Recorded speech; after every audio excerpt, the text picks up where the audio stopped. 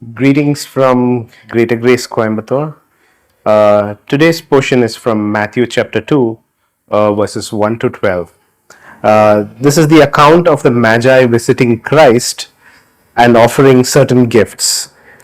An all too familiar scene that is imprinted deep in our minds due to watching countless Christmas plays. We know that these Magi were scholars trained in astronomy, astrology, and other sciences. Looks like they were also familiar with the Jewish scriptures and the prophecies. But maybe their interest in that was purely academic. But why did God decide to use the Magi? In verse 2, we see that they have been given a personal revelation from God.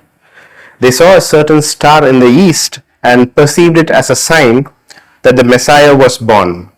It is possible that God used these pagan scholars spoke to these pagan scholars in a language that they would understand, which is astronomy, because God knew how they would respond in faith. And respond they did, because in verse 2 we hear their certainty when they say that, "Where is he who has been born King of the Jews?" God gave them a personal revelation and they responded in faith. Their faith journey did not protect them from possible deception. They did have to come across a false king of the Jews in their search for the true king, the false king being Herod.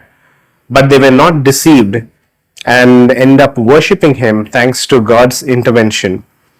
Instead, God uses Herod to point them to Bethlehem, where Christ was born. And when the Magi found Jesus, how did they respond? Verse 10 says, "They rejoiced exceedingly with great joy." And verse 11 says, "They worshipped him and they opened up their gifts."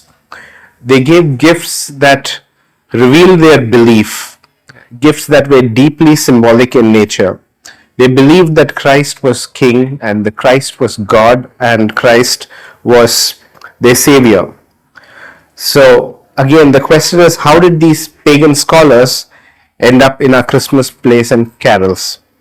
Why did God use them to fulfill the prophecy of Isaiah chapter 60, verse 3 and 6, where it is said that the Savior would receive gifts of gold and frankincense?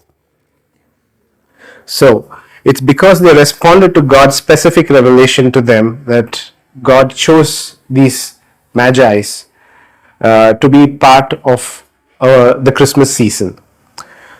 So like them, today do we have a specific revelation from God, and how do we respond to them?